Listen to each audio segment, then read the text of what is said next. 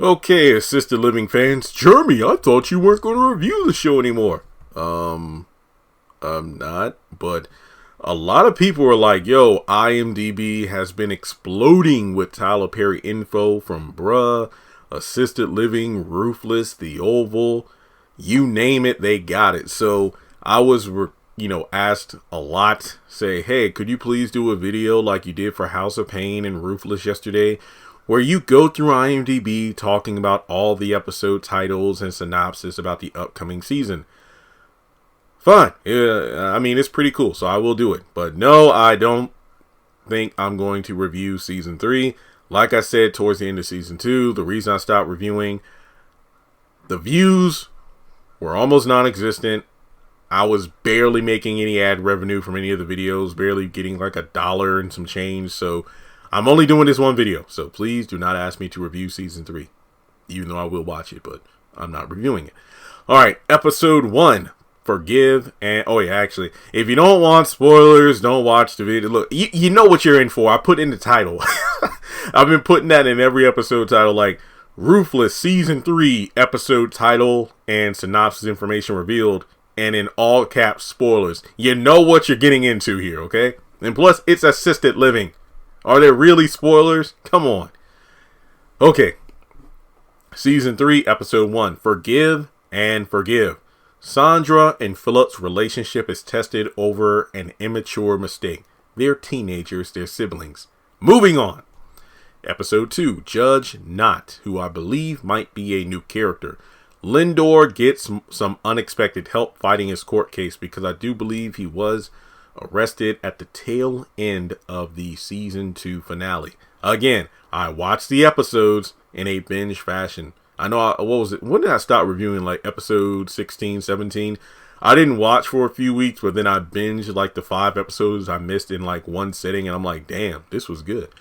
But there might be some things I have forgotten, so when I'm going over this information, Episode 3, Pastor Disaster. When Cora announces that the church board is seeking a new pastor, which comes with an impressive salary, Brown decides to throw his hat into the pulpit. This sounds so ridiculous. I cannot wait to watch this episode. Episode 4. Well, honestly, to be completely, transparent, I hope Vinny also tries to do the pastor thing just because it will be hilarious to see these two trying to go into the pulpit. Episode 4, Mr. Fix-It. Mr. Brown gets Philip to fix his broken things, but soon starts to take advantage. This could be excellent continuity because I do remember one of my favorite episodes of season 2 was when Philip was talking about how he didn't like doing schoolwork because he was more concerned with making it big on social media with the DIY videos, the do-it-yourself videos, like how to fix things. And I remember there was a point where Jeremy was trying to teach him a lesson where he had Lindor giving him a bunch of chores around the house. And this man was literally Mr. Fix-It. He was like Bob the Buildering everything, fixing everything in sight. So hopefully Brown is paying him for it. So there's that. Episode 5, testing 1 2 3. I do that at the beginning of every video when I'm doing sound checks. That's cool. Testing 1 2 3, or I say testing 1 2, testing 1 2. All right. The Pleasant Days crew has their work cut out for them when they help Philip prep for the SAT. Screw the SAT. I bombed it, I took it twice, and I'm still doing okay in life. I hate the SAT. I always thought it was pretty asinine to have one test be the test that colleges look at when determining applicants because of the fact that I was taking, college prep classes my first 2 years of high school, and I took college level classes. It was CL, but then I think they were slowly introducing AP. Basically, it's the same thing with a different name as I was about to graduate.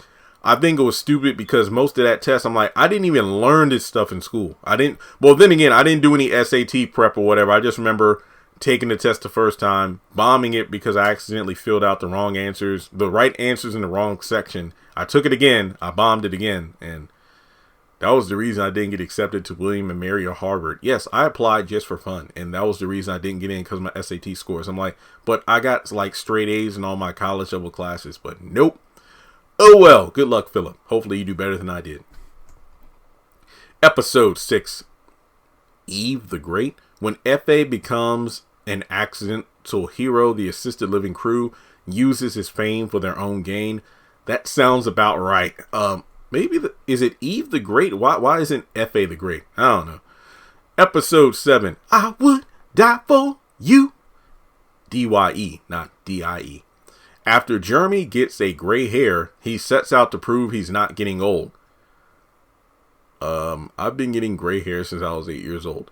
Mr. Brown has to speak at a funeral. Lord have mercy. This should be good. This should be good. Hopefully he wears that wig.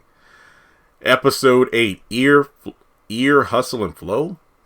When Vinny gets his hearing aid fixed, he overhears a conversation that gets him into trouble. Okay, that sounds very cool. Yeah, this sounds really good. Episode 9. Wobble Wobble. The Pleasant Days crew confronts Vinny over his reckless lifestyle.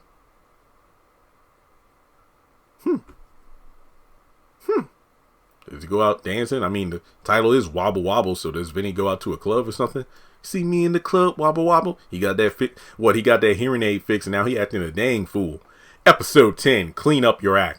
Cora is fed up with the way the residents have been behaving and presents them with a new set of house rules. Whoa! Episode 11, Don't shy away. When Jeremy and the family announces to the crew that they're moving back to Chi-Town, they do what they can to stop them from moving. They go back to Chicago, which is not happening, so they stop them from moving. It would be cool to actually see them visit Chicago again. That would be pretty nice, just to know what their family and all was like back there. So I guess but this episode seems to just show that yet again what I was saying in season 2, the fact that the assisted living facility, the residents and everybody involved, they aren't just, people staying there and the employees, they're actually family. So to lose Jeremy, Leah, Philip, and Sandra, who is about to go to college, if I'm not mistaken, that's a huge chunk of the family gone. So I could definitely see them, trying to get them to stop them from moving. Episode 12, X to Next. Anastasia is in for a surprise when her ex-husband shows up looking to reconcile. Ooh, okay, this sounds good. Anything Anastasia focus is just hilarious. Episode 13, Training Day. Jeremy teaches Philip how to play an unfamiliar sport. Jeremy and Leah help whip their kids into shape for their new hobbies. Unfamiliar sport. Is it unfamiliar because Philip has never played, or is it just unfamiliar because it's a sport that Jeremy played when he was younger and Philip has no idea what's going on? So I wonder what Sandra's new hobby is that demands her to be whipped into shape. Episode 14, Bye Bye Mr. Brown. Mr. Brown goes from being an assisted living facility owner to becoming a patient after learning that he will die. 1, we're all going to die someday. 2, bet money this episode is a situation where he gets the wrong diagnosis and it turns out he's not actually dying. Episode 15, Don't Get Ugly. When a Mongol investor makes a big offer to buy the place for $1.5 million, Mr. Brown buckles and seeks to sell his share, causing division in the household. I'm sorry, but $1.5 million, I'm gone. What can you do? Yeah, I own the place. I'm selling. What was it in the last season when Brown made all of his money back from investing in the facility and he was buying all that outlandish stuff, and then there was a facility being built across the street and the residents were like, we want to leave if you don't get act right. And I'm like, Brown, all you had to do was like what? I think one of them wanted a big TV, another one wanted their faucet fixed, their toilet fixed. I think Anastasia, like the shower rod, needed to be fixed. Just little things that are not unreasonable for a resident in a facility or an apartment complex to tell their landlord to fix. And he bought all this outlandish stuff. But $1.5 million, there's family and then there's money. I'm sorry, but hey, I would have taken the money. And I think with Brown selling his share, maybe the people coming in there or the Mongol investor comes in and that collides with, like let's say Jeremy and his family who, for their share of the facility, and it's going to cause some issues. So it's like Barbershop 2, like when Calvin decides to switch up the style of the barbershop and it loses the atmosphere that made it the barbershop people wanted to go to begin with, in favor of, not going to nappy cuts. So yeah, I feel like this is going to be one of those things where Don't let money cloud your judgment. Sorry, 1.5. I got student loans and I'm trying to get a house. I would take that money. Episode 16, Head in the Clouds. Leah and Jeremy attempt to get away by themselves, but Mother Nature has different plans. So, yeah, kind of like the Christmas episode in season 2, when the family is trying to go back to Chicago, they're snowed in. I feel like the same thing is going to happen here, where, the married couple wants some alone time, but Mother Nature prevents them from going on vacation, and maybe the residents decide to plan a romantic, situation for them. Episode 17, Twin It to Win It. Anastasia's twin sister comes to visit, but not everyone is happy about it. Again, it's an Anastasia-focused episode. I'm here for it. Episode 18, She Got Baby Fever. Feeling separation anxiety as Sandra begins making preparations to leave the nest, Leah feels the heat of baby fever, and Jeremy wants no part of it. I feel like there are going to be a lot of scenarios where Leah's going to try to seduce him, and he's like, no, we ain't having no babies. Episode 19, Fight the Power. Fight the Power. History repeats itself when the teens set out to be like their parents and get involved in a movement bigger than them. Okay, this might be kind of a follow-up to the season 2 finale. Maybe it's like a Black Lives Matter kind of situation. And as a result, they learn that the movement is, isn't just about them raising picket signs and whatnot. It's about, being part of something bigger than themselves. So this sounds good. Episode 20, Blessings or a Lesson. Blessing or a Lesson. Jeremy gives Philip the opportunity to drive his new sports car, and Philip gets reckless in a new car while hanging out with friends.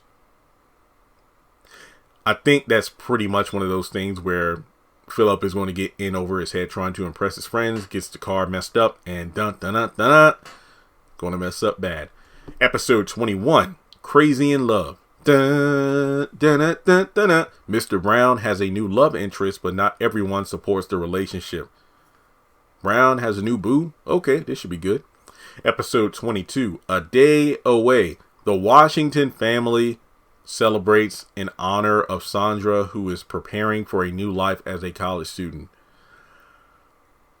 Maybe it's been mentioned, but I have not remembered it. But what's the last name of Jeremy's family? Is it Washington? I don't know. But let's just say that Sandra's parents and the family are celebrating as Sandra is preparing her new life as a college student. Given that Taylor Buck, I believe is the name of the actress, is playing a major role in the Superman and Lois series, perhaps as we go into season 4, Sandra won't be in the series as much due to the fact she's working on other projects. Not to mention, being in college means not being around the assisted living facility a lot. So it makes sense if Sandra only makes, sporadic appearances here and there in season 4, if there is a season 4 of assisted living. But with that being said, guys, hope everybody enjoyed the video for Assisted Living Season 3. All the information is right there for you. If you want to actually read the list for yourself, feel free to do so. I will leave a link to the IMDb article in the comment section below. Yeah, there are at least like 3 to 5 episodes I am really excited to see once they air on BET later this year. Yeah, I know you all missed the reviews. I miss reviewing the show too, but like I said, the views just weren't there. But go back and rewatch my other reviews. Maybe if the numbers go up, then I might decide to change my mind, but only time will tell. But that's really all I have to say. So thanks so much for tuning in. Hit the thumbs up button to show you like the video. Follow me on social media. Links are in the description below. If you want to keep up with the channel when I post things, you might want to hit subscribe and hit the bell icon and select all. Also, if you have not been getting notifications, you may need to hit unsubscribe, subscribe again, hit the bell and select all, and that way you should be updated when I go live or upload content. And if you would like to donate to the channel, feel free to do so on PayPal or Cash App. And with that being said, I will catch you all later.